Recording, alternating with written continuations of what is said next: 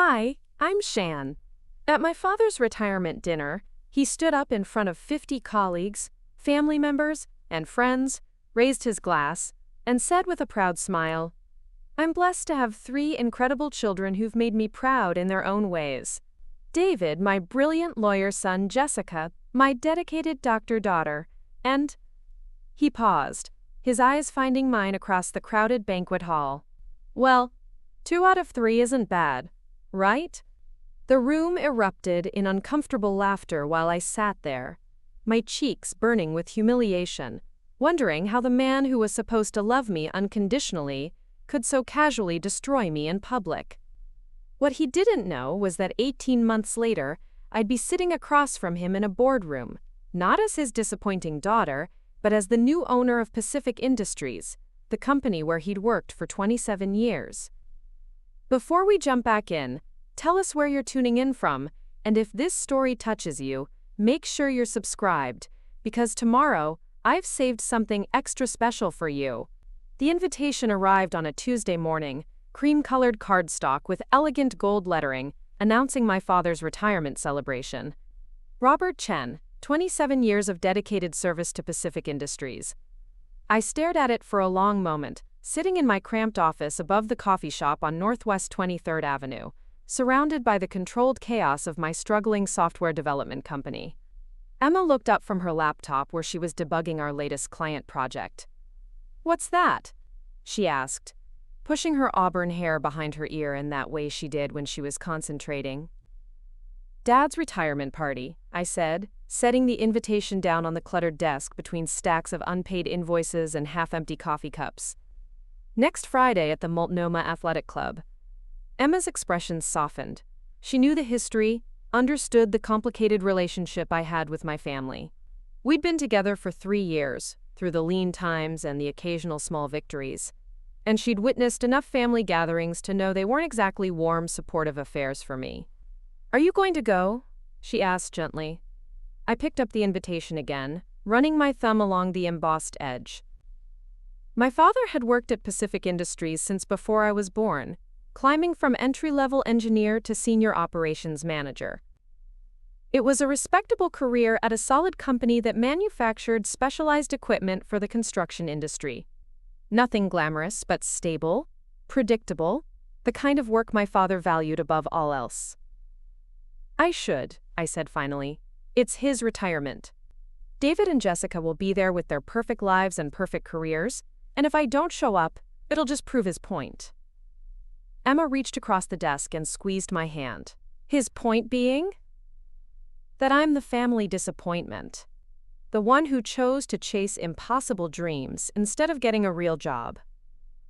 I gestured around our small office space, with its mismatched furniture and the persistent smell of coffee drifting up from downstairs. "I mean, look at this place. David's a partner at his law firm, Jessica just finished her residency in pediatric surgery, and I'm running a 2-person software company that barely pays the rent." "Stop," Emma said firmly. "TechFlow Solutions is a good company. We've built solid applications for our clients, we've never missed a deadline, and we're growing. Slowly, but we're growing." I appreciated her loyalty, but the numbers didn't lie. After 4 years of trying to build something meaningful in the tech industry, I was still struggling to break even. We had 6 regular clients, all small businesses who needed custom software solutions but couldn't afford the big development firms. It was honest work I was proud of, but it wasn't the kind of success that impressed families like mine. My phone buzzed with a text from my mother. "Looking forward to seeing you Friday. Dad's so excited to have all his children there for this special day." The message was followed by 3 heart emojis, which somehow made it worse. My mother, Linda, wasn't cruel like my father could be, but she was willfully blind to the way he treated me differently than my siblings. She'd spent 35 years perfecting the art of pretending our family dynamics were normal and healthy. Preparing and narrating this story took us a lot of time, so if you are enjoying it, subscribe to our channel. It means a lot to us. Now, back to the story. The next few days passed in their usual rhythm of client calls, coding sessions, and the constant background stress of running a small business. Emma and I worked well together. She was the technical genius while I handled the business side, client relationships, and project management. We'd met in college, both computer science majors who bonded over late-night programming sessions, and a shared vision of creating something meaningful with technology. Friday evening arrived with the kind of persistent rain that made Portland famous.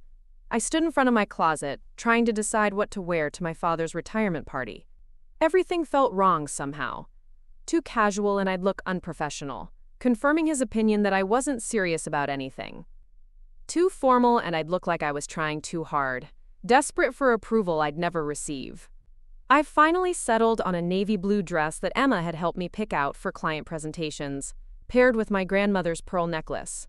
The necklace had been my one inheritance from my father's mother, a woman who'd understood my creative aspirations even when no one else did.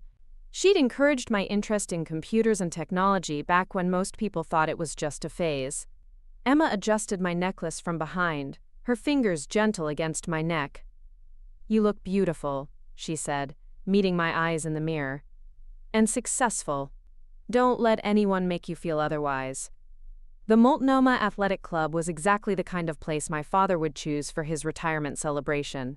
Old Portland money, wood-paneled walls, the kind of understated elegance that whispered respectability rather than shouting wealth. I walked through the entrance, past the oil paintings of founding members and trophy cases filled with decades of athletic achievements. The banquet room was already crowded when I arrived. I recognized faces from Pacific Industries' holiday parties over the years, colleagues my father had worked with for decades. There was a professional photographer moving through the crowd, capturing candid moments for what I assumed would be a company newsletter feature. I spotted my family immediately. David stood near the bar with his wife Sarah, both of them looking like they'd stepped out of a legal magazine advertisement. He was telling some story that had their small group laughing appreciatively. David had always been the golden child, the one who exceeded every expectation from Little League baseball to Harvard Law School. Jessica was across the room, still in her hospital scrubs under a blazer, having come straight from her shift. Even exhausted from a 12-hour day in the pediatric ICU, she managed to look poised and accomplished. She was talking to my parents, gesturing animatedly about something that had my father nodding with obvious pride. And there he was. Robert Chen, the man of the hour, wearing his best suit and the kind of satisfied smile that came with a job well done and a secure retirement ahead. He was shorter than my siblings and me, a compact man with graying hair and the calloused hands of someone who'd spent decades working with machinery and equipment. He'd immigrated from Taiwan as a young man, built a solid middle-class life through hard work and careful planning, and expected his children to appreciate the opportunities he'd provided. 2 out of 3 had met his expectations. I made my way through the crowd, stopping to exchange pleasantries with family friends and my father's colleagues. The conversations followed a predictable pattern. Polite questions about what I was doing for work, barely concealed confusion when I explained software development, and quick transitions to asking about David's latest legal victory or Jessica's medical career. "Shan!" My mother appeared at my elbow, pulling me into a hug that smelled like her familiar perfume and hairspray. "You look lovely, dear. I'm so glad you made it." "Wouldn't miss it," I said, returning her embrace. "Where should I put this?" I held up a small wrapped gift, a leather portfolio I'd had engraved with my father's name and retirement date. "Oh, how thoughtful. The gift table is right over there." She pointed toward a corner where a small mountain of presents was accumulating. "Your father will be so pleased. He was just saying how nice it is to have all his children here tonight." Before I could respond, David appeared with 2 glasses of wine. "Little sister," he said, handing me one of the glasses. "Good to see you. How's the computer thing going?" "The computer thing?" 4 years of building a business, learning to navigate client relationships, managing employees, dealing with the constant stress of entrepreneurship, and it was still just the computer thing to my family. "It's going well," I said, taking a sip of wine that was probably more expensive than my monthly grocery budget. "We just landed a new client, actually. A Portland architecture firm that needs a custom project management system." "That's great," David said with the kind of enthusiasm people reserve for children's art projects. Still working out of that little office downtown? For now. We're looking at expanding, though, maybe hiring another developer. Well, that's ambitious, Sarah chimed in. She'd been David's college girlfriend, and now wife, a fellow lawyer who specialized in corporate tax law. The tech industry is so volatile, though. Are you sure it's sustainable long-term? Before I could answer, the microphone at the front of the room crackled to life. Ladies and gentlemen, if I could have your attention, please. The speaker was Thomas Morrison, Pacific Industries CEO, a distinguished man in his 60s who'd worked alongside my father for over 2 decades. The room gradually quieted as people turned toward the small stage area where a microphone had been set up. My father walked over to stand beside Morrison, looking slightly uncomfortable with the attention but pleased nonetheless. We're here tonight to honor a truly exceptional employee and friend, Morrison began. Bob Chen has been the backbone of our operations department for 27 years. His dedication, expertise, and leadership have been instrumental in Pacific Industries' growth and success. Polite applause filled the room. I found myself genuinely proud of my father in that moment, despite our complicated relationship. He had worked hard, been loyal to his company, supported his family. These were admirable qualities, even if he'd never extended the same appreciation to my own efforts. Morrison continued with the usual retirement speech talking points. My father's reliability, his institutional knowledge, his mentorship of younger employees. Then he handed the microphone to my father. "Thank you, Tom," my father said, his voice carrying that slight accent that became more pronounced when he was nervous or emotional. 27 years. It doesn't feel that long, but I suppose that's what happens when you love what you do and work with good people. He scanned the room, his eyes lingering on family members and longtime colleagues. I've been blessed in my career and in my personal life. My wife Linda has supported me through every challenge and celebration. My children have made me proud beyond words. Here it comes, I thought. The moment when he would acknowledge David's legal career, Jessica's medical achievements, and find some diplomatic way to include me in the family success story. David, my son, has built an impressive legal practice and represents everything I hoped he would become. Jessica, my daughter, is saving children's lives every day as a pediatric surgeon. I couldn't be more proud of what they've accomplished. The room was quiet, waiting for him to continue with the third child. I held my breath, hoping for even a small acknowledgement, a brief mention of my efforts and dreams. Instead, my father paused, looked directly at me across the crowded room, and smiled. Well, 2 out of 3 isn't bad, right? The room erupted in laughter. Not malicious laughter exactly, but the kind of nervous chuckling that happens when someone makes an uncomfortable joke that everyone feels obligated to acknowledge. I felt my face burning, my hands trembling slightly as I gripped my wine glass. Several people glanced in my direction, some with sympathy, others with curiosity. I wanted to disappear, to slip out the back door and pretend this had never happened. Instead, I stood frozen, maintaining what I hoped was a neutral expression, while inside I was crumbling. My father continued his speech, moving on to thank specific colleagues and share memories from his years at Pacific Industries. But I couldn't focus on his words. All I could hear was that pause, that deliberate exclusion, followed by the room full of people laughing at my expense. Emma would have been furious if she'd been there. She'd have stood up, said something, defended me in the way I'd never learned to defend myself. But Emma was back at the office, working late on a client deadline, trusting me to handle my family dynamics with the grace and maturity I usually manage to fake. The speech ended with more applause and the gradual resumption of conversation. People began approaching my father to offer personal congratulations and well wishes. I knew I should join the line, play the part of the dutiful daughter, but I couldn't make myself move. Instead, I found myself at the bar, ordering something stronger than wine. The bartender, a young woman probably close to my age, gave me a sympathetic look as she poured my whiskey. "Rough night?"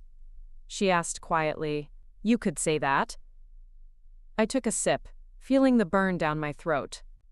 Do you ever have those moments when you realize exactly where you stand with someone, and it's not where you thought? She nodded knowingly. "Family?" "Father." I gestured vaguely toward the crowd around my dad. "Apparently, I'm the disappointment." His loss, she said simply, then moved to help another customer. I stood at the edge of the room for the rest of the evening, watching my family interact with the crowd. David regaled people with stories from his latest high-profile case. Jessica discussed her research into pediatric cardiac procedures. My mother beamed with pride, collecting compliments about her successful children. No one asked me about my work after my father's speech. The few people who approached me offered gentle small talk about the weather or my father's career, carefully avoiding any mention of my own life or accomplishments. When the evening finally began winding down, I made my obligatory rounds. I hugged my mother, shook hands with David and Sarah, kissed Jessica's cheek. When I reached my father, he pulled me into a brief hug that felt more like a photo opportunity than genuine affection. "Thanks for coming, Shan," he said. "I know you're busy with your projects." Projects. Not business, not career, not even work. Projects. "Congratulations on your retirement, Dad," I managed to say. "You've earned it." I drove home through the rain-slicked streets of Portland, my hands gripping the steering wheel tighter than necessary. The whiskey had worn off, leaving behind a clear, sharp anger that was more useful than the hurt I'd felt initially. Emma was still at the office when I got home to our small apartment in the Pearl District. I sat on our couch, still in my navy dress and grandmother's pearls, staring out at the city lights and thinking about the conversation I'd just lived through. My phone buzzed with a text from Jessica. "Sorry about Dad's speech. You know how he is with his awkward humor. He didn't mean anything by it." Awkward humor? As if 30 years of being treated as the lesser child was just a series of misunderstood jokes. David texted a few minutes later. "Great seeing you tonight. We should get coffee soon and catch up properly." My mother's message was the longest. "Wonderful evening. Dad was so happy to have all his children there. I hope you weren't upset by his little joke during the speech. You know he loves you very much. He just expresses it differently." Differently. That was one word for it. Emma finally came home around midnight, finding me still on the couch, now in pajamas but still wearing my grandmother's necklace. "How was it?" she asked, settling beside me and immediately reading my expression. "That bad?" I told her everything. The speech, the laughter, the careful way people avoided asking about my work afterward. Emma listened without interrupting, her expression growing more thunderous with each detail. "He said that? In front of 50 people?" Her voice was tight with controlled fury. "Shan, that's not just insensitive, it's cruel." "It's nothing I haven't heard before," I said, though that wasn't entirely true. He'd never been quite so public about his disappointment before. "That doesn't make it okay." Emma took my hands in hers. "You know what you've built here is real, right? TechFlow Solutions is a legitimate business. Our clients rely on us. We're solving real problems for real people." I nodded, but something had shifted during that retirement dinner. Sitting in that room full of successful professionals, watching my father celebrate his achievements while casually dismissing mine, had crystallized something I'd been avoiding for years. I was tired of being small, tired of making excuses for a business that was just surviving instead of thriving. Tired of watching my siblings collect accolades while I struggled to prove I was worth taking seriously. "What if we weren't small anymore?" I said suddenly. Emma looked puzzled. "What do you mean?" "What if instead of just building custom software for small businesses, we aimed bigger? What if we developed something that could really scale, really compete with the major players?" "Shan, that takes serious capital. The kind of money we don't have." "But what if we could get it?" I was thinking out loud now, the idea forming as I spoke. "What if we developed something revolutionary enough that investors would take notice?" Emma studied my face carefully. "This is about more than business growth, isn't it?" She was right. This was about proving something, not just to my father but to myself. For 4 years, I'd been content to build a small, sustainable business. I'd told myself that was enough, that I didn't need external validation or dramatic success. But tonight had shown me that part of me still craved recognition, still wanted to prove that my path was worth taking seriously. "Maybe," I admitted. "But is that necessarily a bad thing? Maybe I've been thinking too small because I was afraid of failing spectacularly. Maybe it's time to take some real risks. We stayed up until 3 in the morning, brainstorming possibilities. Emma's technical brilliance combined with my business instincts had already created something solid with TechFlow Solutions. But what if we applied that same partnership to something bigger? By morning, we had the skeleton of an idea. Not just custom software development, but a proprietary platform that could revolutionize how mid-sized companies manage their operations. Something that could scale nationally, maybe even internationally. It was ambitious to the point of being almost delusional. But for the first time in years, I felt genuinely excited about my professional future. Not just surviving, but genuinely competing in the big leagues. What I didn't know then was that this moment of inspiration, born from humiliation and anger, would set in motion a chain of events that would ultimately place me in a position I never could have imagined. Sitting across a boardroom table from my father, not as his disappointing daughter, but as his new boss. The next few months became a blur of 18-hour days, coffee-fueled brainstorming sessions, and the kind of intense focus that comes with having something to prove. Emma and I threw ourselves into developing what we started calling OptiFlow, a comprehensive operational management platform designed specifically for mid-sized manufacturing and construction companies. The irony wasn't lost on me that we were building something that could potentially serve companies exactly like Pacific Industries. In fact, the more I researched the market, the more I realized that my father's employer was representative of hundreds of similar companies across the Pacific Northwest and beyond. Established businesses with solid fundamentals, but outdated operational systems. Companies that could benefit enormously from modern software solutions but couldn't afford enterprise-level implementations. We bootstrapped the initial development, living off our savings and the minimal income from our existing client work. Emma's coding skills were extraordinary, but more than that, she had an intuitive understanding of how to create user interfaces that felt natural to people who weren't naturally tech-savvy. The platform we were building would be powerful enough for complex operations, but simple enough for my father's generation of managers to adopt without resistance.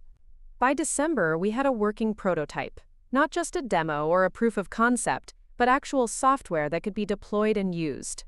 We'd tested it extensively with our existing clients, refining features and eliminating bugs until we had something truly polished. That's when I made the call that would change everything. Marcus Thompson had a reputation in Portland's business community as the guy who could spot potential where others saw only risk. He'd made his fortune in the early days of Nike, then parlayed that success into a venture capital firm that specialized in Pacific Northwest startups.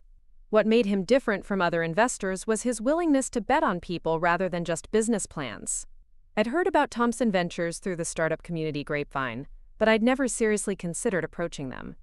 VCs typically looked for companies with massive growth potential and scalable business models, not small software shops like TechFlow Solutions. But OptiFlow was different. OptiFlow had the potential to transform an entire industry sector. Getting a meeting with Marcus Thompson required more than just sending an email. I spent 2 weeks researching his investment history, studying the companies he'd funded, understanding what kinds of founders he believed in. I learned that he valued authenticity over polish, substance over presentation.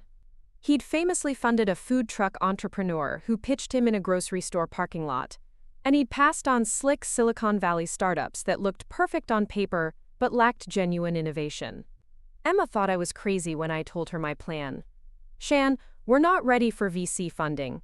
We don't have revenue projections, market analysis, any of the stuff these people expect." "That's exactly why it might work," I said. "Thompson doesn't invest like other VCs. He invests in people who are solving real problems in ways that matter." I managed to get Thompson's attention through an unconventional approach. Instead of requesting a formal meeting, I sent him a simple email with the subject line, "The software that could save Pacific Northwest manufacturing." In the body, I wrote 3 sentences. "My name is Chen. I've built software that could revolutionize operations for mid-sized manufacturers. Would you be willing to spend 30 minutes learning why this matters?" His response came back within 2 hours. "Coffee tomorrow. 7 a.m., Stumptown on Division. Come prepared to show me something real." I barely slept that night. Emma and I rehearsed the demo until I could run through it flawlessly, anticipating every possible question or concern. We loaded everything onto my laptop and created backup files on 3 separate drives. This was our one shot to impress someone who could provide the resources to turn OptiFlow from a promising prototype into a genuine competitor in the enterprise software market. Marcus Thompson was not what I expected. Instead of the polished, suit-wearing executive I'd imagined, he showed up in jeans and a flannel shirt, looking more like a weekend hiker than a millionaire investor. He was probably in his early 60s, with gray hair and the kind of weathered face that suggested he spent significant time outdoors. Chen, he said, offering a firm handshake as I stood up from the corner table I'd claimed.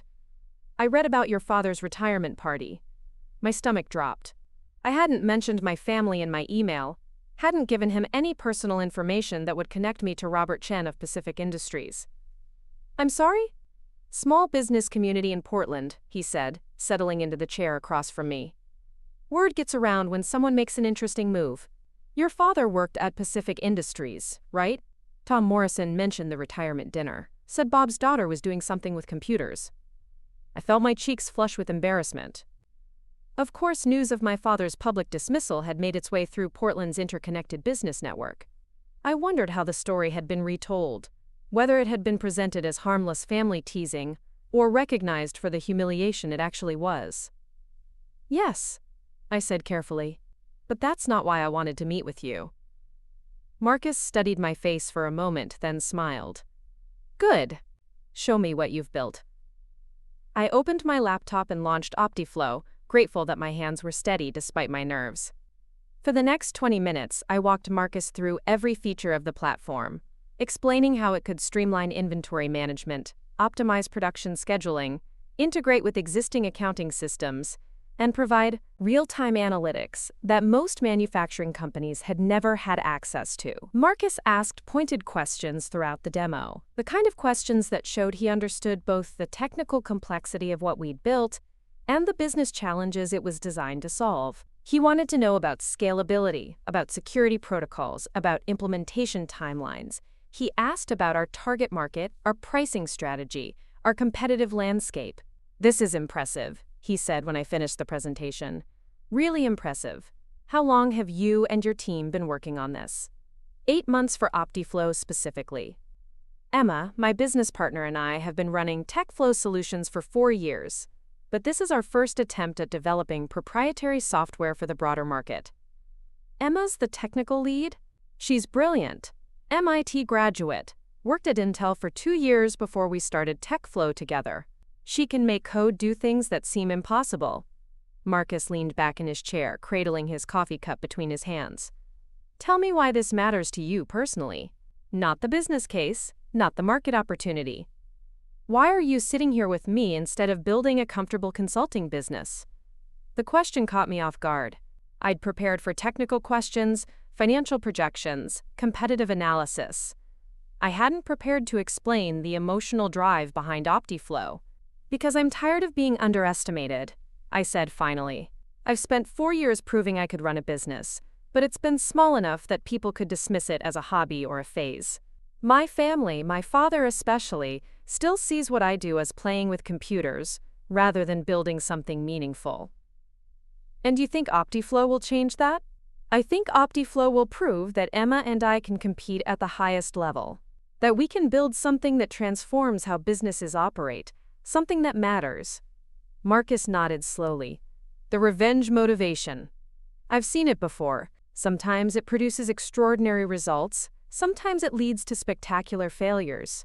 The key is whether you can channel that energy into something sustainable and valuable, or whether you get so focused on proving people wrong that you lose sight of actually serving customers.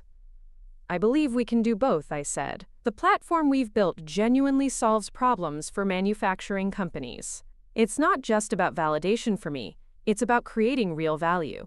Show me your financials. I'd been dreading this moment. TechFlow Solutions was profitable, but barely. Our revenue was modest, our growth steady but unspectacular.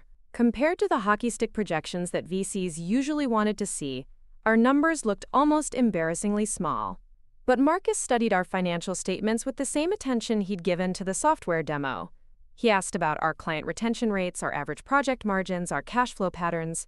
He seemed particularly interested in the fact that we'd never missed a deadline or lost a client to quality issues. "You've built something sustainable here," he said. "That's rarer than you might think. Most startups I see are burning through cash trying to achieve growth at any cost. You've proven you can deliver value and maintain profitability. But it's not scalable at this level," I admitted. "We can't grow beyond a certain point without significant capital investment." "That's where I come in," Marcus said. "If I were to invest in OptiFlow, what would you do with the funding?" I outlined the plan Emma and I had developed. Hire additional developers to expand the platform's capabilities. Invest in sales and marketing to reach companies beyond our existing network.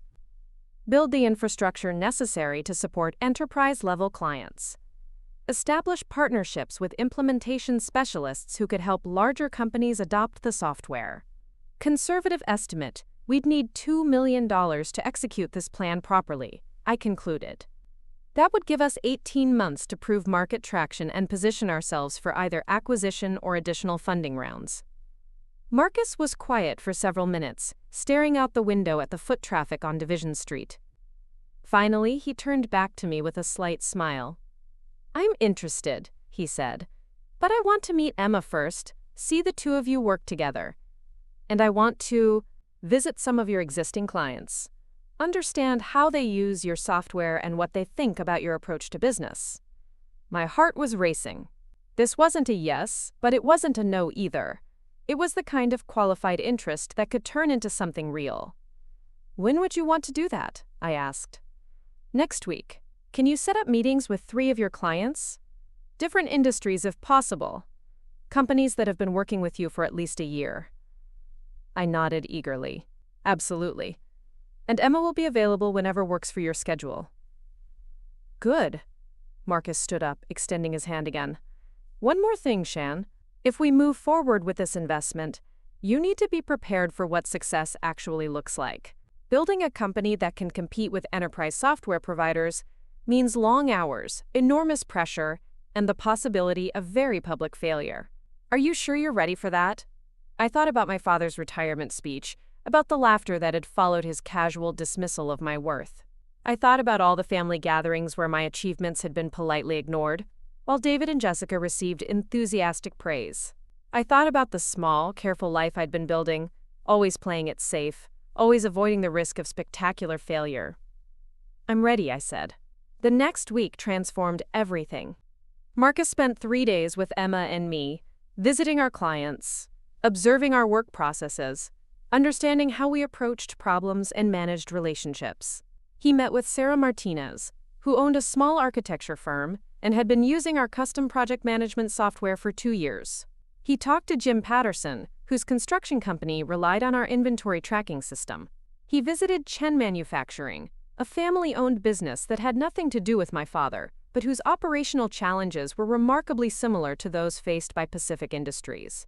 Emma impressed him immediately, not just with her technical expertise, but with her ability to translate complex programming concepts into language that non-technical business owners could understand. She demonstrated the kind of patience and clarity that would be essential for scaling OptiFlow to larger, more conservative clients. "Your partner is extraordinary," Marcus told me privately after watching Emma walk a client through a software update. "She has the rare combination of deep technical knowledge and genuine empathy for end users. That's going to be crucial if you want to succeed in the enterprise market." On Friday afternoon, Marcus called me into his downtown office. The Thomson Ventures headquarters occupied 2 floors of a converted warehouse in the Pearl District, with exposed brick walls and floor-to-ceiling windows that offered views of the Willamette River. It was the kind of space that telegraphed both success and creativity, impressive without being intimidating. "I'm prepared to offer you $2.5 million for a 30% equity stake in OptiFlow," Marcus said without preamble. "The additional $500,000 over your request reflects my confidence in the platform's potential and my desire to ensure you have adequate runway for unexpected challenges." I stared at him, processing the magnitude of what he'd just offered. $2.5 million. Enough to hire a development team, launch a comprehensive marketing campaign, compete directly with established players in the enterprise software market. "There are conditions," Marcus continued.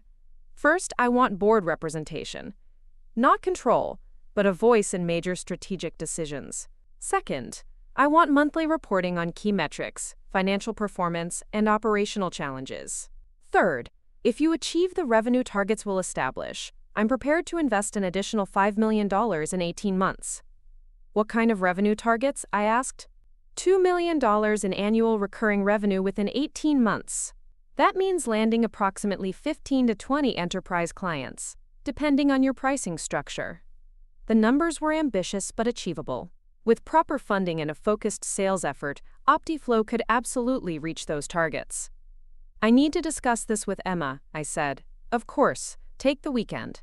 But I'll need an answer by Monday morning. I have other opportunities I'm considering, and I don't like to leave capital sitting idle. Emma and I spent that weekend in a state of controlled euphoria, reviewing the term sheet line by line, discussing the implications of accepting venture capital funding. It meant giving up some control of our company, but it also meant having the resources to compete at a level we'd never imagined possible.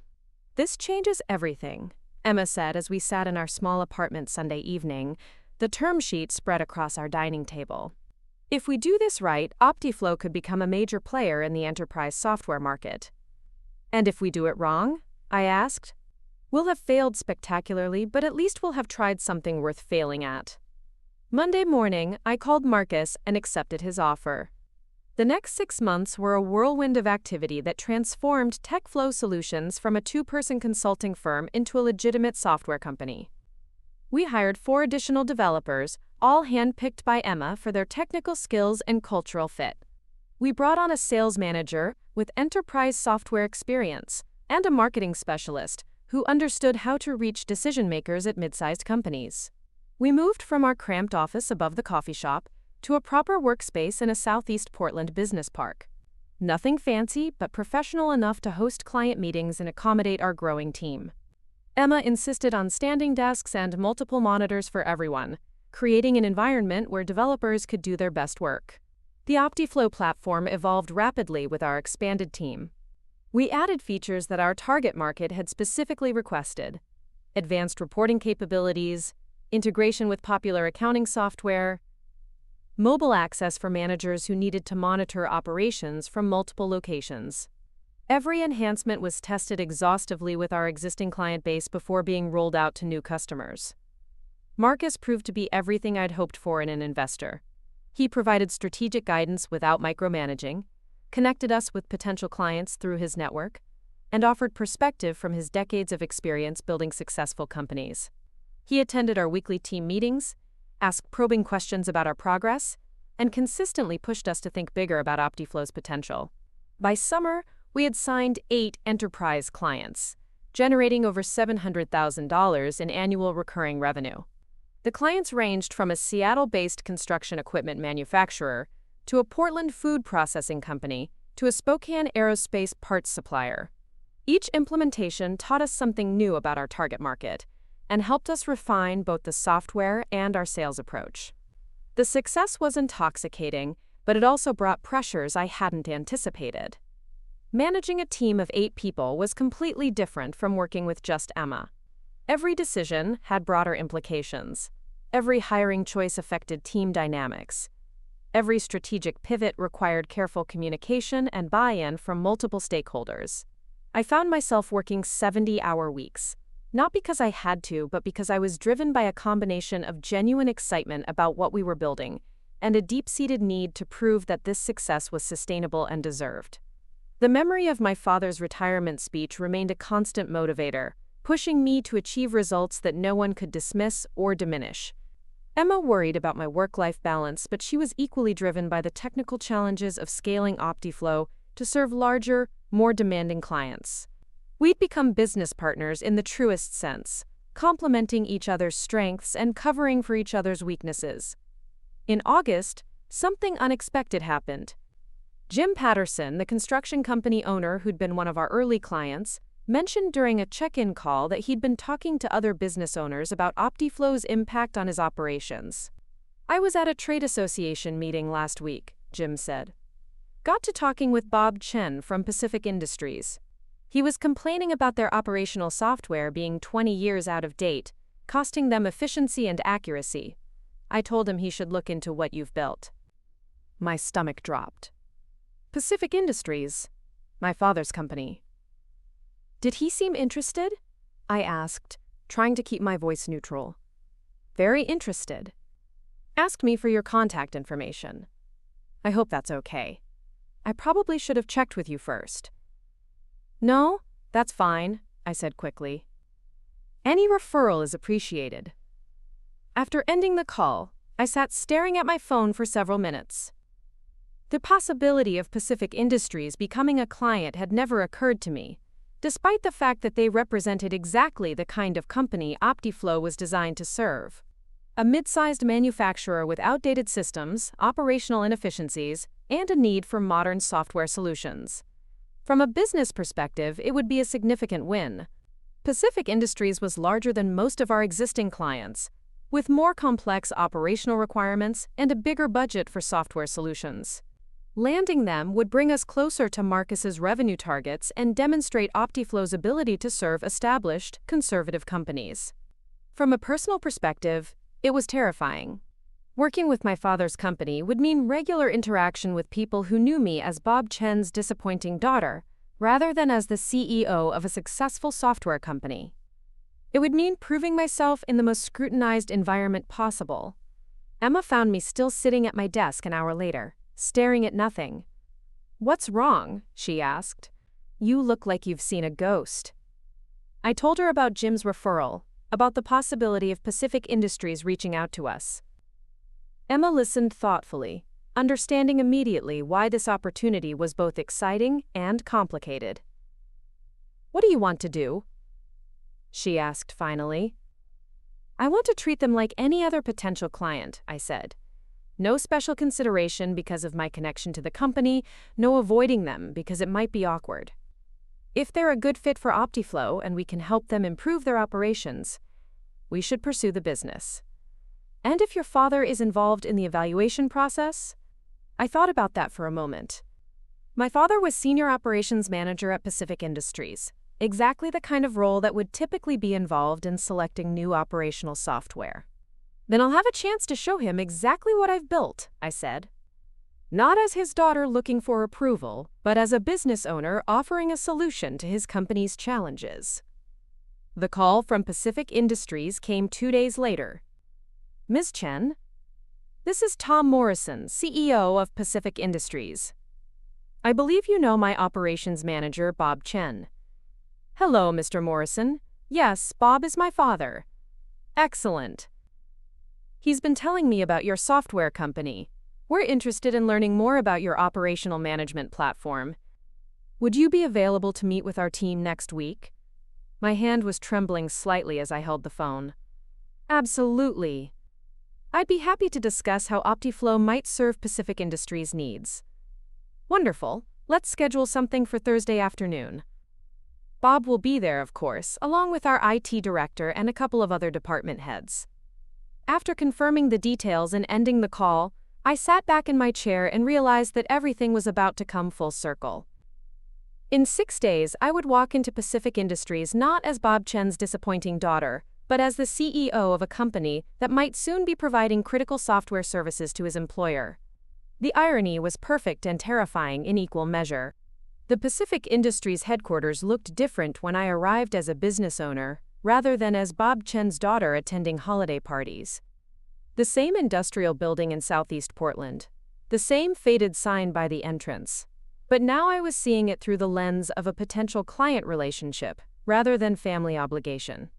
Emma came with me, carrying her laptop and a folder of technical specifications.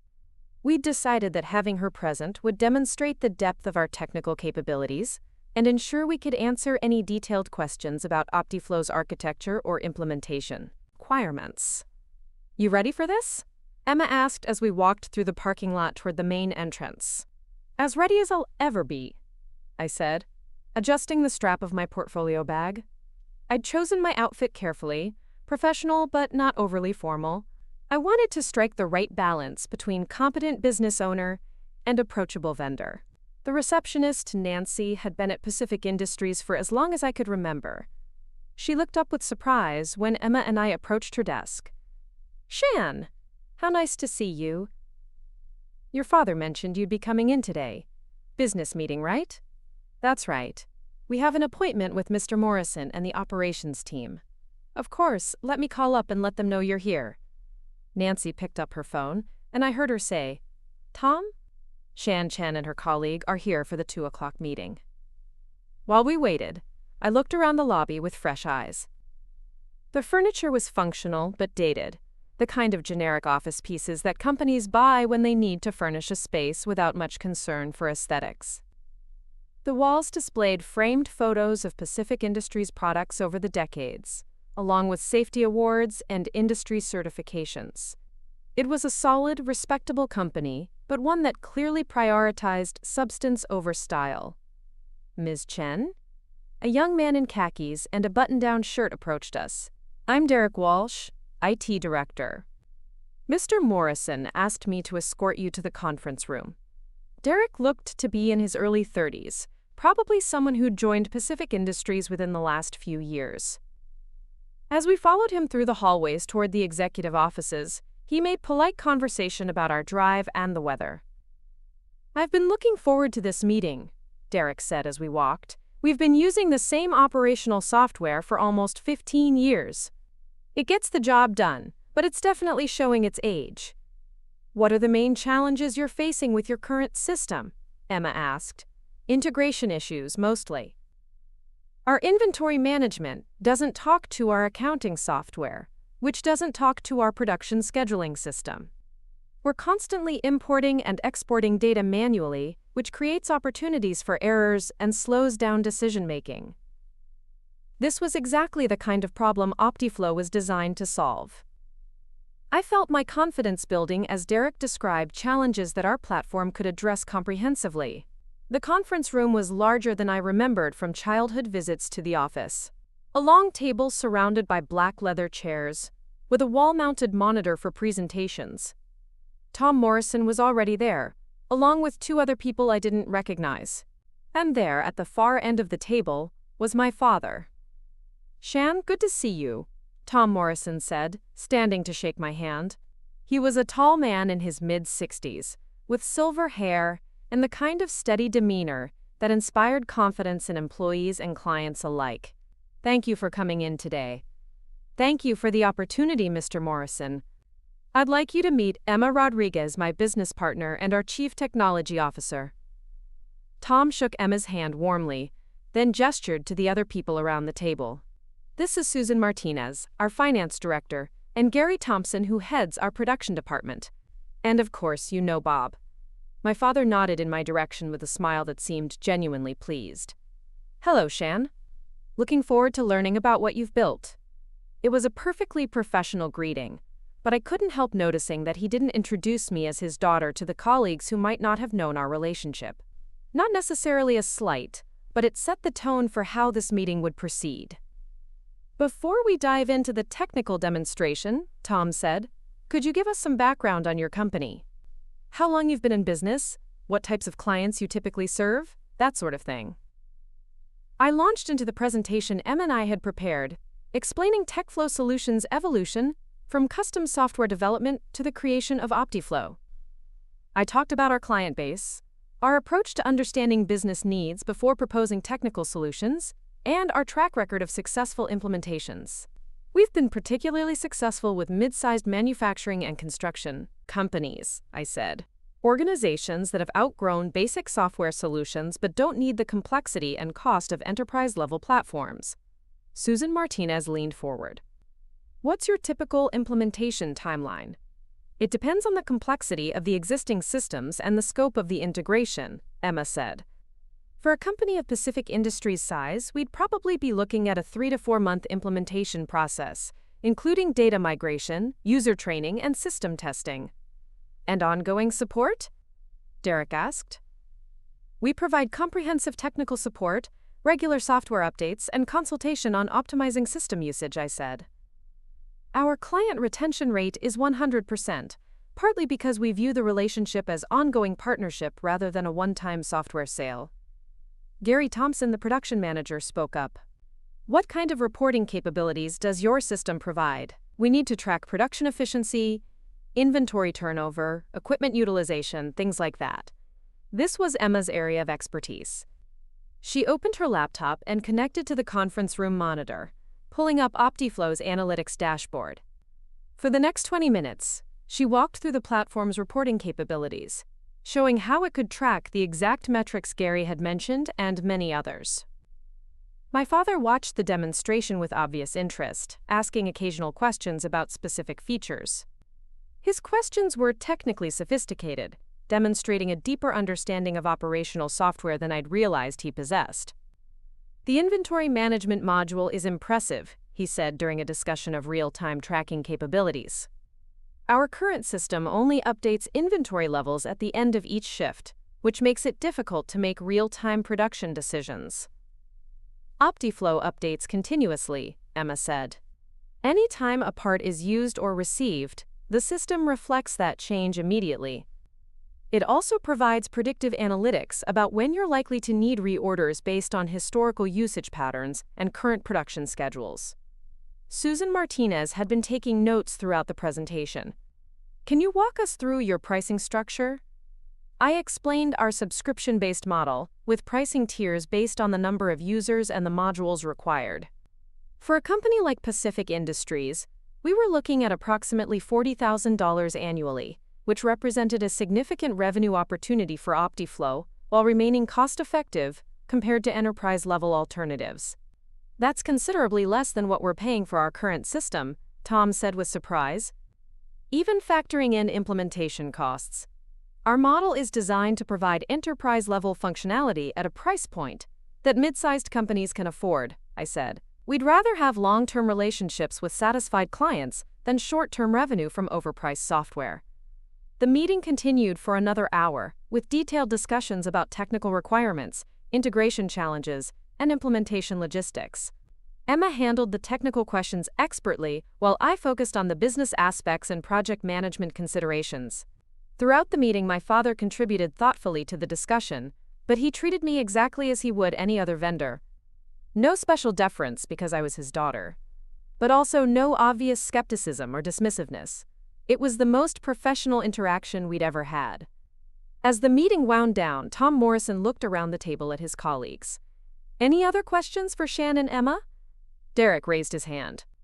"What's your timeline for getting started, assuming we decide to move forward?" "We could begin the implementation process within 2 weeks of contract signing," I said. "Emma would conduct a detailed assessment of your current systems, and we'd develop a customized migration plan based on your specific requirements." "Excellent." Tom stood up, signaling the end of the meeting. "We appreciate you taking the time to present OptiFlow today. We'll need to discuss this internally and get back to you with our decision." "Of course. Thank you for considering us." I handed Tom my business card, along with cards for Derek and the other department heads. "Please don't hesitate to reach out if you have any follow-up questions." As Emma and I gathered our materials, my father approached. "Shan, could I have a word with you privately?" My stomach tightened, but I nodded. "Emma, I'll meet you in the lobby in a few minutes." After the others had left the conference room, my father closed the door and turned to face me. For a moment, neither of us spoke. "That was impressive," he said finally. "Really impressive. I had no idea you'd built something so sophisticated."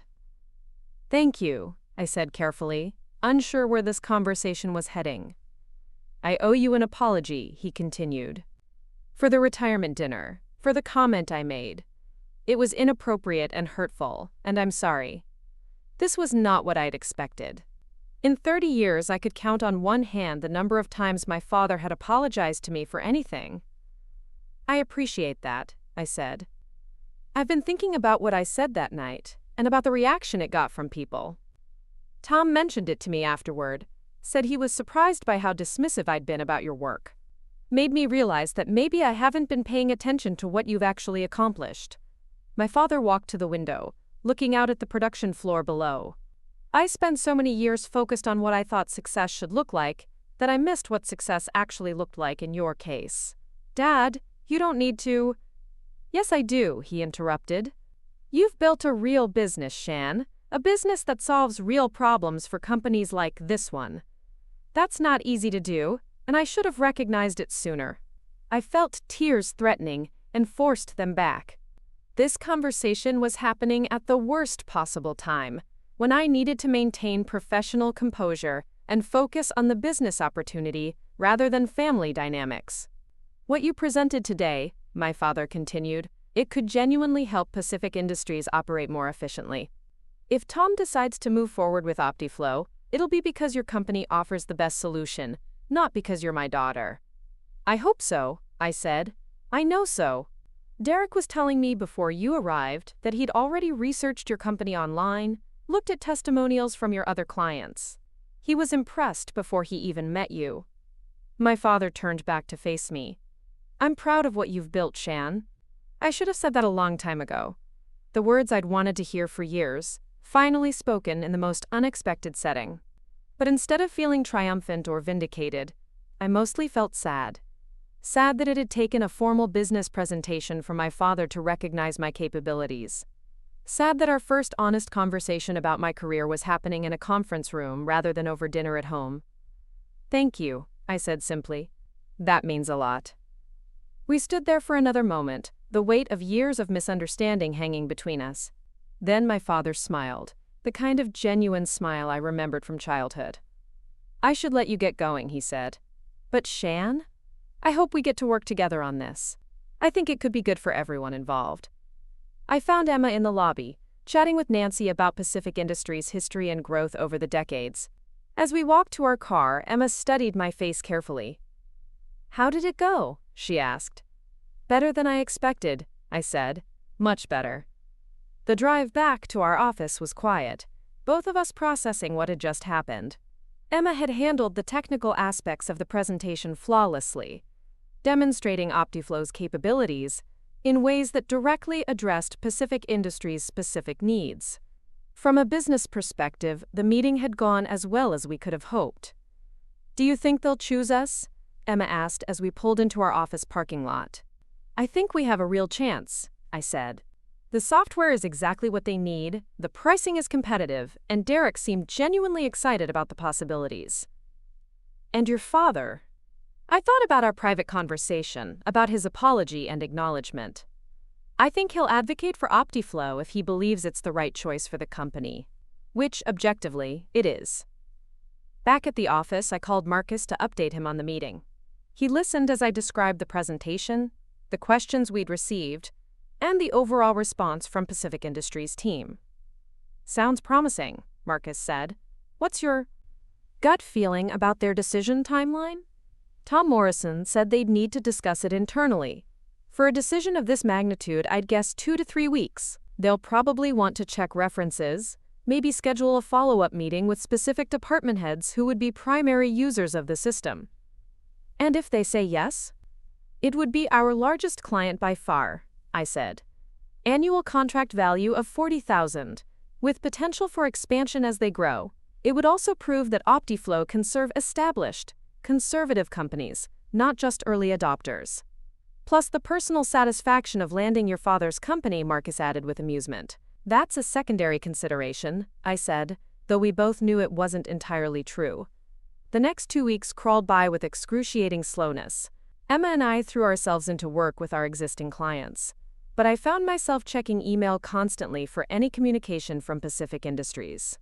Derek Walsh called once with a technical question about data security protocols, which Emma answered comprehensively, but otherwise we heard nothing. On a Thursday afternoon, almost exactly 2 weeks after our presentation, Tom Morrison called. Shan, it's Tom Morrison at Pacific Industries. Do you have a few minutes to talk? My heart rate immediately accelerated. Of course. What can I do for you? We've completed our internal review of your proposal, and I'm pleased to tell you that we'd like to move forward with OptiFlow implementation. I had to sit down. That's wonderful news, Mr. Morrison. We're excited to work with Pacific Industries. Derek will be your primary point of contact for the technical aspects of implementation, and Bob will coordinate with the operations team to ensure a smooth transition. Can you put together a detailed project plan for our review? Absolutely. We'll have that to you by early next week. Excellent. I'll have our legal team send over the contract paperwork in the next day or two. Assuming everything looks good on your end, We should be able to get started within the month. After ending the call, I sat in my office chair for several minutes, trying to process what had just happened. Pacific Industries had chosen OptiFlow. My father's company would be implementing software that Emma and I had built. The disappointing daughter would be providing critical business services to the company where her father had worked for 27 years. Emma appeared in my doorway, drawn by whatever expression was on my face. Good news or bad news? Good news, I said, standing up and grinning. Pacific Industries said yes. Emma let out a whoop of excitement and rushed over to hug me. Shan, that's amazing! Our biggest client ever! I know, I can barely believe it. We spent the rest of the afternoon celebrating with the team and planning the implementation process. Pacific Industries would require our most sophisticated deployment yet, involving multiple departments, complex data migration, and extensive user training. But it was exactly the kind of challenge that would demonstrate OptiFlow's ability to serve larger, more demanding clients. That evening, I received a text from my father. Congratulations on landing the Pacific Industries contract. Looking forward to working with you. It was a simple message, but it represented something I'd never experienced before. Professional respect from my father, not as his daughter seeking approval, but as a business owner who'd earned his company's trust through competence and capability. Emma and I worked late into the evening, developing the detailed implementation plan that Tom Morrison had requested. Every aspect of the project needed to be mapped out precisely. Data migration schedules, user training programs, system testing protocols, contingency plans for potential complications. This is going to be intense, Emma said as we reviewed the timeline we'd created. 4 months of constant collaboration with Pacific Industries' team, including regular meetings with your father. I think I'm ready for that, I said. Actually, I think it might be good for both of us. A chance to have a professional relationship based on mutual respect rather than family obligation. And if the implementation goes well, then we'll have proven that OptiFlow can handle complex deployments for established companies. That opens the door to similar clients across the region. As I drove home that night, I thought about the journey that had brought me to this point. From the humiliation of my father's retirement speech, to landing the biggest contract in my company's history. It hadn't been revenge exactly, but it was certainly vindication. More importantly, it represented the kind of success that couldn't be dismissed or diminished. OptiFlow wasn't just a hobby or a phase anymore. It was a legitimate business providing valuable services to serious clients, including the company where my father had built his own successful career. The next morning brought a surprise phone call from Marcus. I just heard about Pacific Industries, he said. Congratulations. That's a significant win. Thank you. We're excited about the implementation challenges and the potential for expansion. I'm calling because this contract puts you well ahead of our 18-month revenue targets, Marcus said. If you can successfully implement OptiFlow at Pacific Industries and use that success to land a few more similar clients, we should start discussing the next round of funding sooner than planned. What kind of timeline are you thinking? 6 months instead of 18? If OptiFlow proves it can serve established manufacturing companies like Pacific Industries, there's a much larger market opportunity than we initially projected. After ending the call, I realized that landing my father's company as a client was just the beginning. It was proof of concept that could lead to exponential growth, regional expansion, maybe even national market penetration. But first, we had to deliver flawlessly for Pacific Industries. We had to prove that our software could transform their operations, improve their efficiency, and justify their faith in a small Portland startup led by Bob Chen's formerly disappointing daughter. The irony was perfect, and the pressure was enormous. The Pacific Industries implementation began on a rainy Monday morning in October. Emma and I arrived at their facility with our laptops, testing equipment, and a detailed project plan that had taken us 3 weeks to perfect. Derek Walsh met us at the reception desk, looking equal parts excited and nervous about the massive undertaking we were about to begin. Ready to revolutionize our operations? Derek asked with a grin as he led us through the hallways toward the IT department. That's the plan, Emma replied, adjusting the strap of her equipment bag, though revolution usually involves a few bumps along the way. Derek had cleared out a conference room adjacent to the server room for our use during the implementation. The space would serve as our temporary headquarters, complete with high-speed internet access, multiple monitors, and direct access to Pacific Industries' network infrastructure. Your father wanted to stop by this morning to welcome you officially, Derek told me as we set up our workstations. He'll be here around 10. I nodded, focusing on connecting my laptop to their network. The dynamic between my father and me had shifted since our conversation after the sales presentation, but I wasn't sure how that would translate to day-to-day working interactions. We were about to find out. Emma began her assessment of Pacific Industries' existing systems, while I reviewed the implementation timeline with Derek. The company's current software setup was even more fragmented than I'd realized during our initial presentation. They were running 5 different programs that should have been integrated. Inventory management from the 1990s, accounting software that didn't communicate with production scheduling, a separate system for tracking employee hours, another for managing vendor relationships, and a basic database for customer information. It's like archaeological layers, Emma muttered as she explored their network architecture.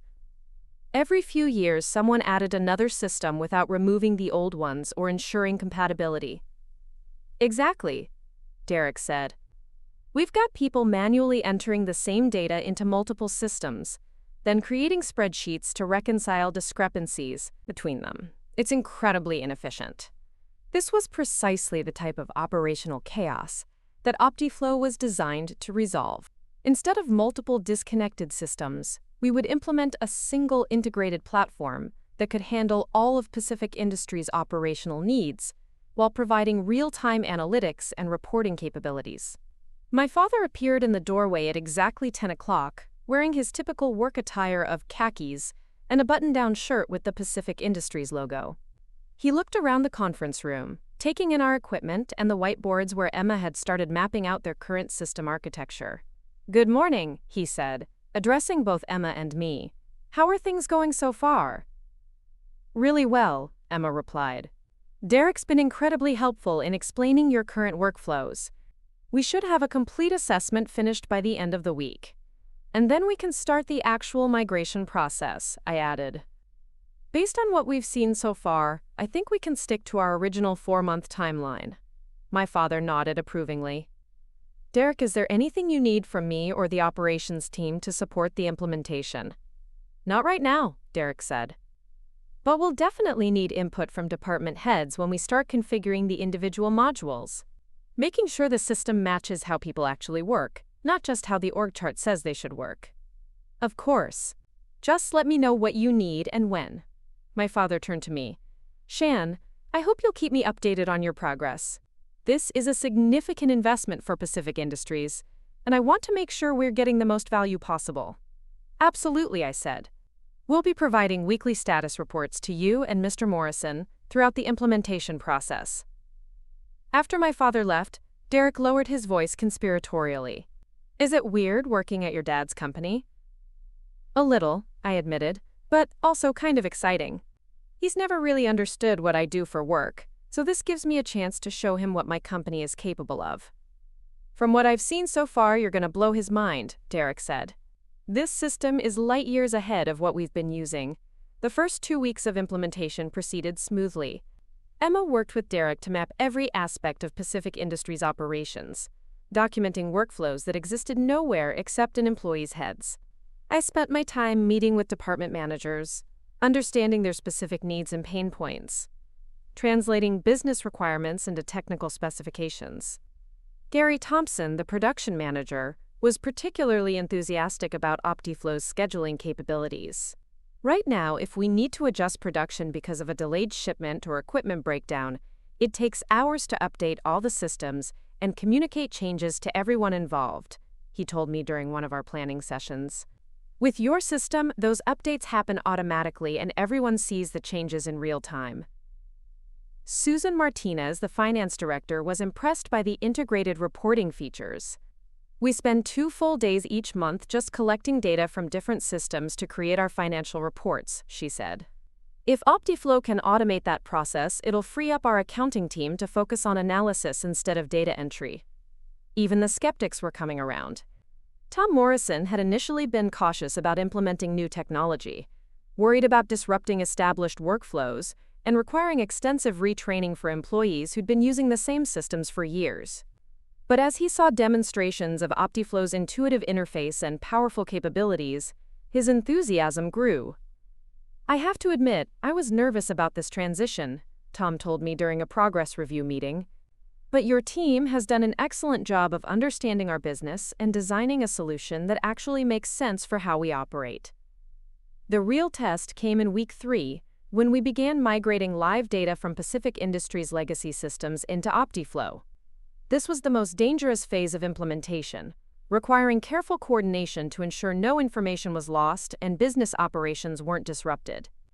Emma had developed a migration strategy that would transfer data in carefully planned stages, allowing us to test each module thoroughly before moving to the next.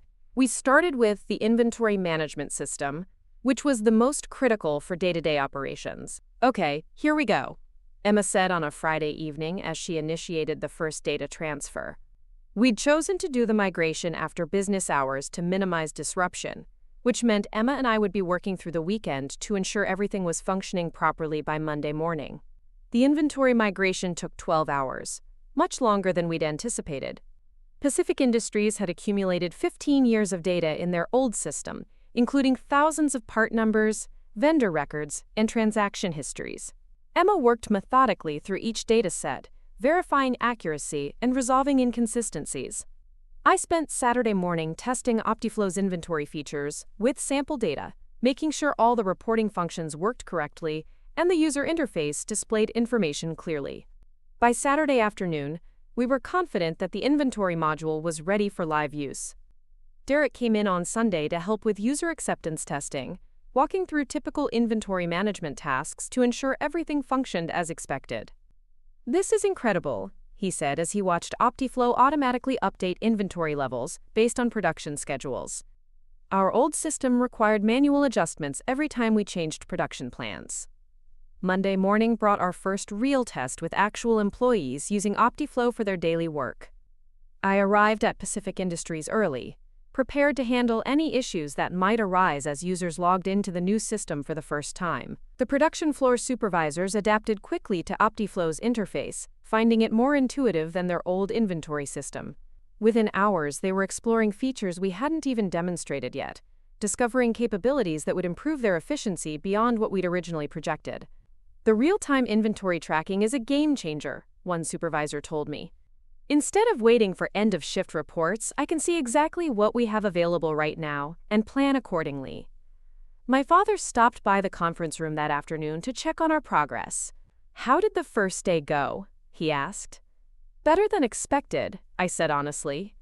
"The production team is already using features we didn't think they'd adopt for another few weeks." "That's excellent news."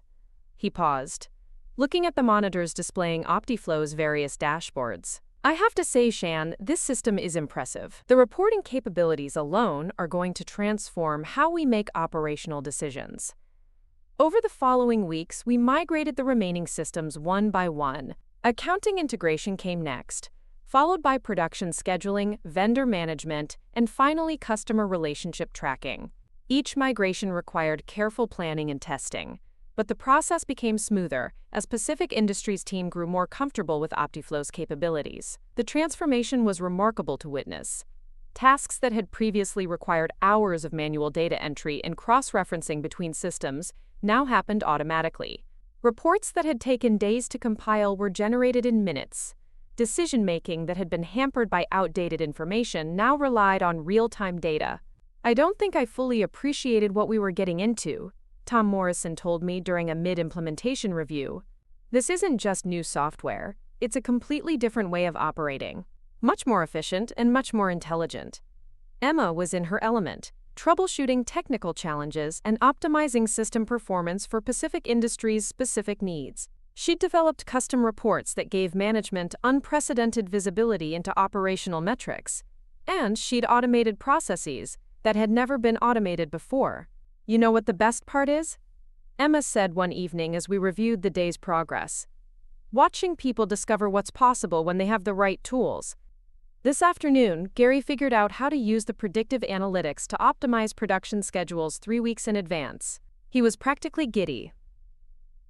As we entered the final month of implementation, word about Pacific Industries' transformation began spreading through Portland's business community. Other manufacturing companies heard about the dramatic improvements in efficiency and started inquiring about OptiFlow's capabilities. Marcus called me with an update on the interest we were generating. "I've had 3 companies contact me directly asking about your software," he said. Apparently, Pacific Industries' efficiency improvements are becoming the talk of the local manufacturing association. "What kind of companies?" I asked. "Similar to Pacific Industries. Mid-sized manufacturers who've been struggling with outdated systems and operational inefficiencies. If we can replicate the Pacific Industries' success with 2 or 3 more clients, we'll be ahead of our revenue targets by 6 months." The prospect of rapid expansion was exciting, but I was determined to complete the Pacific Industries implementation flawlessly before taking on additional clients. This project would serve as our showcase, demonstrating OptiFlow's ability to transform established companies with complex operational requirements. In early December, we conducted final system testing and user training. Every department had been fully migrated to OptiFlow, and Pacific Industries was running entirely on our integrated platform. The results exceeded everyone's expectations. Our operational efficiency has improved by 35% since implementing OptiFlow, Susan Martinez reported during our final review meeting. Data that used to take hours to compile is now available instantly, and our accuracy has improved dramatically. The production scheduling optimization alone has saved us hundreds of hours of labor, Gary Thompson added.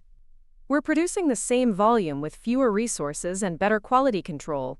Tom Morrison nodded approvingly. This has been one of the most successful technology implementations in Pacific Industries' history. Not just because of the software capabilities, but because of how professionally the project was managed. My father had been unusually quiet during the meeting, but as we prepared to wrap up, he spoke. "I want to add something," he said, looking directly at me. "When we started this process, I thought we were simply upgrading our software. What I didn't anticipate was how much Shan and Emma would teach us about optimizing our operations." He paused, choosing his words carefully. "They didn't just install new technology, they helped us understand our business better. That level of insight and commitment goes well beyond what we contracted for." The compliment was unexpected and deeply meaningful. Not just because it came from my father, but because it represented recognition from someone who understood operations and efficiency in ways that few people did. "Thank you," I said. "Pacific Industries has been an ideal client. Your team embraced the changes and provided excellent feedback throughout the implementation." After the meeting, my father asked me to stay behind for a private conversation. The conference room felt different now, no longer the site of awkward family dynamics, but a place where we'd successfully collaborated on a complex professional project. "I owe you another apology," my father said once we were alone. "For what?" "For not recognizing sooner what you were capable of. This project has shown me that you're not just running a business, you're building something that genuinely improves how companies operate." He walked to the window, looking out at the production floor, where employees were using OptiFlow to manage their daily tasks. "I spent so many years focused on traditional measures of success that I missed what real innovation looks like. Dad, you don't need to apologize. I understand why my career path was difficult for you to appreciate." "No," he said firmly, "I do need to apologize. And I need to tell you how proud I am of what you've accomplished." The words I'd wanted to hear for years, spoken in the context of professional achievement rather than family obligation. It felt different than I'd imagined it would, more satisfying but also more complex. "The board of directors wants to discuss expanding our contract with OptiFlow," my father continued. "Tom is interested in implementing your software at our Sacramento facility next year." This was news to me. Pacific Industries had a smaller manufacturing operation in California that I'd known about but hadn't considered as a potential client. "That would be a significant expansion," I said. "It would also demonstrate that OptiFlow can be successfully replicated across multiple locations. That's the kind of proof point that could attract much larger clients." As I drove home that evening, I reflected on how dramatically my life had changed since my father's retirement dinner. The humiliation I'd felt that night had motivated me to push OptiFlow beyond what I'd originally thought possible. The desire to prove myself had driven innovation and growth that might not have happened otherwise. But more importantly, the success with Pacific Industries had proven that Emma and I could deliver enterprise-level solutions that genuinely transformed how businesses operated. We weren't just selling software anymore, we were providing strategic advantages that improved competitiveness and profitability. Emma was waiting for me at home with a bottle of champagne and a huge grin. "Marcus called," she said. "3 more companies have formally requested OptiFlow proposals. All of them manufacturing companies. All of them similar size to Pacific Industries." "That's incredible," I said, though part of me felt overwhelmed by the rapid pace of opportunity. "It gets better," Emma continued. "One of them is Cascade Manufacturing. They're Pacific Industries' biggest competitor in the region." Cascade Manufacturing. I knew the name from industry publications and business news. They were larger than Pacific Industries, with operations across the Pacific Northwest and annual revenue in the hundreds of millions. "If we land Cascade, it changes everything," I said, understanding the implications immediately. "It would prove that OptiFlow can serve major regional manufacturers, not just mid-sized companies," Emma agreed. "Marcus thinks it could position us for acquisition by one of the big enterprise software companies." Acquisition. The idea hadn't seriously occurred to me before, but as Emma mentioned it, I realized it was a logical endpoint for OptiFlow's growth trajectory. If we could demonstrate consistent success with large manufacturing clients, we'd become an attractive target for companies looking to expand their enterprise software portfolios. "What do you think about that possibility?" I asked Emma. "I think it depends on the terms and the acquiring company," she said thoughtfully. "If it means more resources to develop OptiFlow and serve more clients, it could be positive. If it means losing control of our vision and our values, I'd rather stay independent." That night, I lay awake thinking about the journey that had brought us to this point. From a 2-person consulting firm to a software company with enterprise clients and acquisition potential. From my father's disappointing daughter to the CEO of a business he genuinely respected. The transformation had been more complete than I'd ever imagined possible. But as I drifted off to sleep, I realized the story wasn't over yet. Pacific Industries had been proof of concept.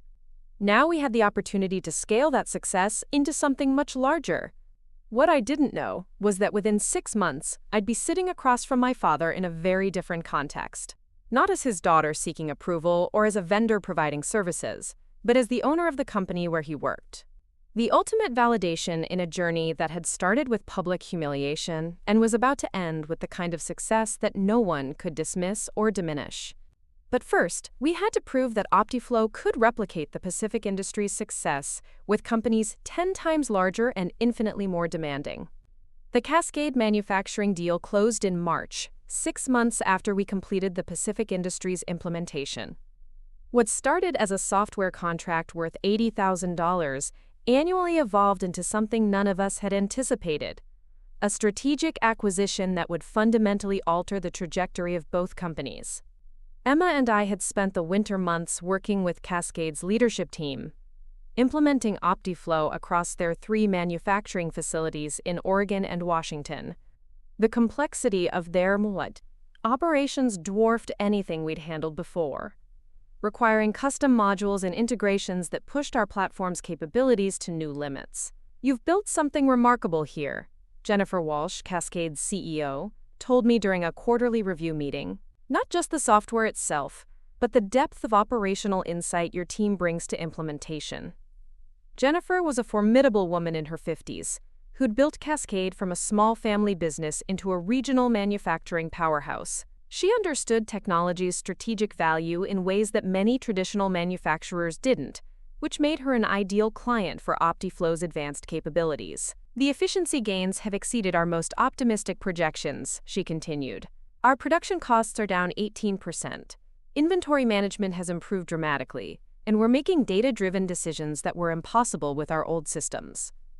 The success at Cascade had attracted attention from larger enterprise software companies, just as Marcus had predicted. We'd received inquiries from 3 major players in the space: all interested in acquiring OptiFlow and integrating it into their existing product suites.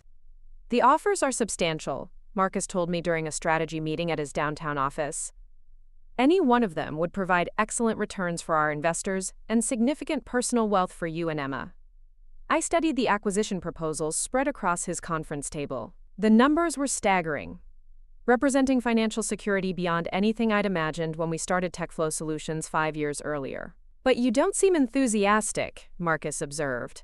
I'm not sure I want to give up control of something we've worked so hard to build, I admitted. These companies see OptiFlow as a product to add to their portfolios. Emma and I see it as a platform for transforming how businesses operate. Those perspectives aren't necessarily incompatible, Marcus said. The right acquirer could provide resources to scale OptiFlow globally while preserving your vision and values. That evening, Emma and I walked along the Willamette River, discussing the acquisition offers and what they might mean for our future. The Portland skyline glittered across the water, a reminder of how far we'd come from our cramped office above the coffee shop. "What do you want to do?" Emma asked as we sat on a bench overlooking the river. "Honestly, I want to keep building. We're just getting started with what OptiFlow can become. Even if it means passing up guaranteed financial security?" I thought about that question for a long time. The acquisition offers represented more money than I'd ever expected to earn, enough to retire comfortably or pursue any other dream that occurred to me. But they also represented the end of the journey we'd started together. "Maybe there's a third option," I said finally. The idea that had been forming in my mind was audacious and probably impossible, but it felt right in a way that the acquisition offers didn't. Instead of selling OptiFlow to a larger company, what if we became the larger company ourselves? Over the next few weeks, I researched the strategic acquisition market in our industry. Manufacturing companies like Pacific Industries and Cascade were struggling with technology transitions, often lacking the internal expertise to implement modern operational systems effectively. Meanwhile, smaller software companies like ours had innovative solutions but limited resources for scaling and market penetration. What if OptiFlow became the platform that unified multiple manufacturing companies under more efficient operational management? I proposed to Marcus during our next meeting. He leaned back in his chair, intrigued by the concept. "You're talking about vertical integration, using software as the foundation for acquiring and optimizing manufacturing operations." Exactly. Instead of selling our platform to other companies, we acquire companies that can benefit from OptiFlow implementation, improve their efficiency, and use the increased profitability to fund additional acquisitions. It was a radical departure from traditional software business models, but it aligned perfectly with what we'd learned from Pacific Industries and Cascade. Companies that successfully implemented OptiFlow saw dramatic improvements in profitability and competitiveness. Instead of just providing software, we could provide complete operational transformation. Marcus was quiet for several minutes, working through the implications. "It's ambitious," he said finally. "It would require significantly more capital than we've discussed before. But the returns could be proportionally larger," I countered. "And it would give us complete control over how OptiFlow evolves and how it's implemented. You'd need to identify acquisition targets, companies that would benefit from operational optimization but are currently underperforming due to inefficient systems." I smiled. "I think I know where to start." Pacific Industries had been struggling with broader market challenges despite the operational improvements from OptiFlow implementation. The construction equipment industry was facing headwinds from economic uncertainty, and smaller manufacturers were finding it difficult to compete with larger, more efficient operations. Tom Morrison had mentioned during our last quarterly review that Pacific Industries was exploring strategic options, including potential partnerships or acquisition by a larger company. The timing was perfect for a different kind of conversation. "You want to buy Pacific Industries?" Emma asked when I explained my idea. We were sitting in our office, now a proper suite in a downtown Portland business tower, with views of the city we'd never imagined when we started TechFlow Solutions. "I want to acquire companies that we can transform with OptiFlow, starting with one where we've already proven the concept works." "That would make you your father's boss," Emma pointed out with amusement. The irony wasn't lost on me. 8 months earlier, my father had publicly dismissed my worth at his retirement dinner. Now I was contemplating acquiring the company where he'd spent his entire career. "It's not about revenge," I said. though I recognized that some part of me was motivated by the poetic justice of the situation. It's about building something sustainable and meaningful. Marcus helped me structure a preliminary acquisition proposal for Pacific Industries. The deal would involve purchasing the company at a fair market valuation, implementing comprehensive OptiFlow optimization across all operations, and using the improved efficiency to fund expansion and additional acquisitions. Tom Morrison is interested, Marcus reported after our initial outreach. He's been looking for an exit strategy that would preserve Pacific Industries' culture and employee base. Selling to a local company that understands their operations is more appealing than being absorbed by a national conglomerate. The negotiations took 2 months. Pacific Industries' board of directors needed to be convinced that a software company could successfully manage manufacturing operations. Financial projections had to be developed, due diligence completed, regulatory approvals obtained. Throughout the process, I maintained regular communication with my father about Pacific Industries' ongoing OptiFlow optimization, but I didn't mention the acquisition discussions. That conversation would come later, after the deal was finalized. In June, exactly 1 year after my father's retirement dinner, the acquisition closed. TechFlow Solutions, now operating as OptiFlow Industries, became the parent company of Pacific Industries. At 31 years old, I owned the company where my father had worked for 27 years. The announcement made regional business news, with headlines about the, quote, local software startup that acquired a major manufacturer. Industry analysts were skeptical about whether a technology company could successfully operate in manufacturing, but our financial projections and operational improvements at Pacific Industries spoke for themselves. I scheduled a company-wide meeting at Pacific Industries for the first Monday after the acquisition closed. The entire workforce gathered in the main production facility, machinery silent for the 30-minute presentation that would explain their company's new ownership structure. "Good morning," I said, standing before a crowd that included my father, Tom Morrison, Derek Walsh, and dozens of employees I'd worked with during OptiFlow implementation. "I'm Chen, and as of this morning, I'm the owner of Pacific Industries."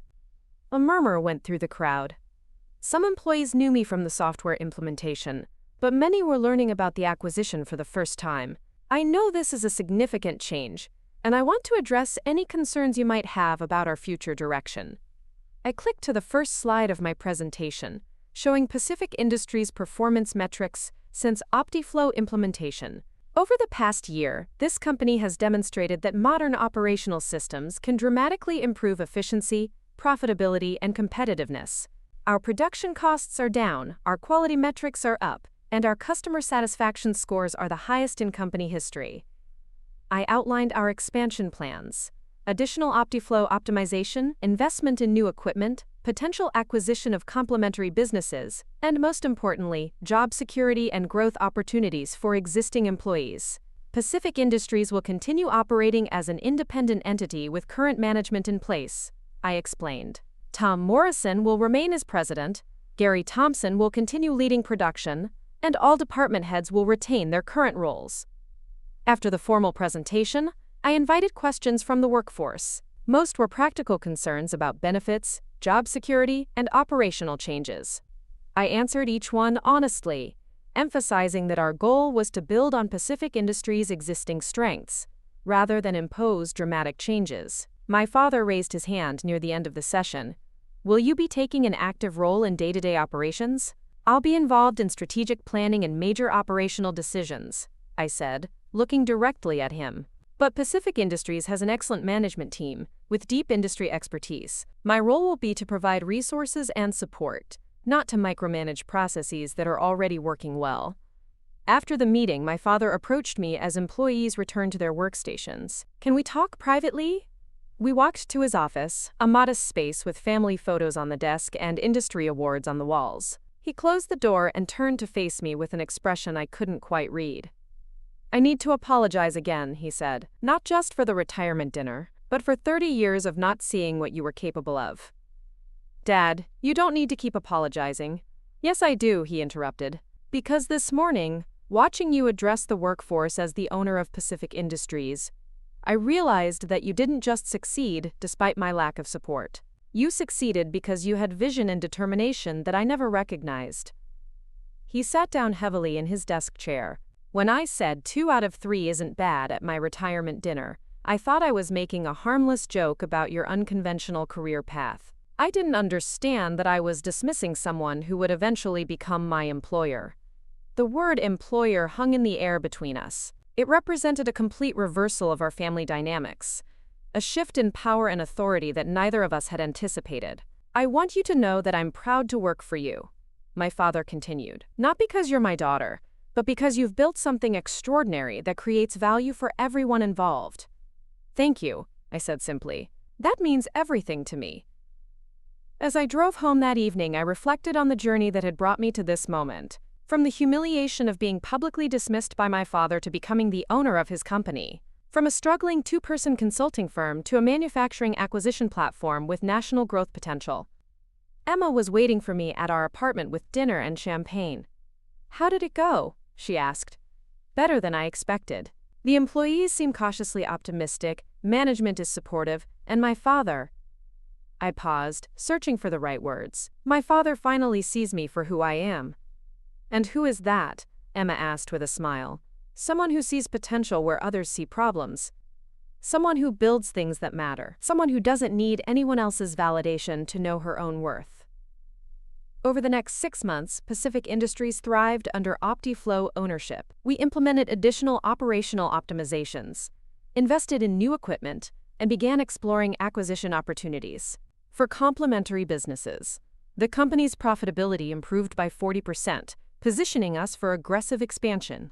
Marcus connected us with additional funding sources, and we began evaluating acquisition targets across the Pacific Northwest. The model we'd proven at Pacific Industries, combining operational software with manufacturing expertise, attracted interest from investors and industry analysts.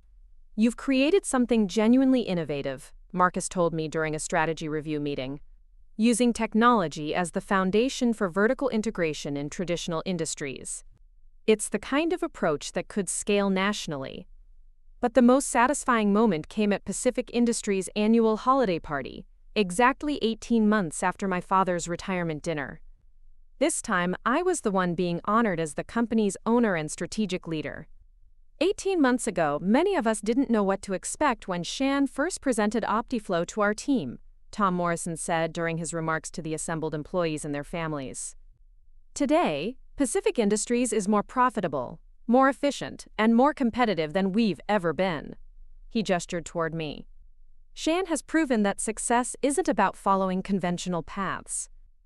It's about having the vision to see possibilities that others miss, and the determination to make them reality.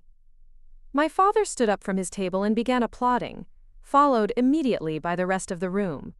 As I looked out at the crowd of employees who now depended on my leadership for their livelihoods, I felt a profound sense of responsibility and accomplishment. Later that evening, as the party wound down, my father approached me one last time. I have something for you, he said, handing me a small wrapped package. Inside was a framed photo from his retirement dinner, showing him making his speech while I sat at the back table. But he'd added an inscription. To Shan, who proved that worth isn't measured by others' expectations, but by your own achievements. I'm proud to be your father and your employee. I felt tears threatening as I read his words. Thank you, Dad. This means more than you know. I love you, Shan. And I'm sorry it took me so long to say it in a way that really mattered. As Emma and I drove home through the Portland streets, I thought about the remarkable transformation that had occurred. Not just in my business or my financial situation, but in my relationship with my father, and my understanding of my own capabilities. The daughter who had been publicly dismissed as a disappointment now owned the company where her father worked. The struggling entrepreneur who had been overlooked and underestimated had built a business model that industry experts were studying and replicating. But more than external validation, I had discovered something invaluable. The confidence that comes from proving yourself not to others, but to yourself.